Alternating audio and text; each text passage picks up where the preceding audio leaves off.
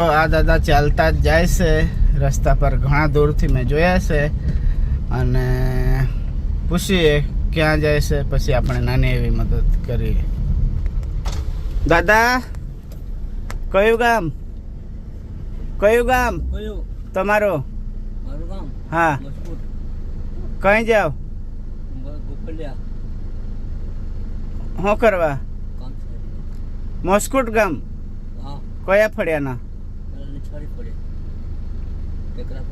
કોણ તમારો છોકરાનું નામ?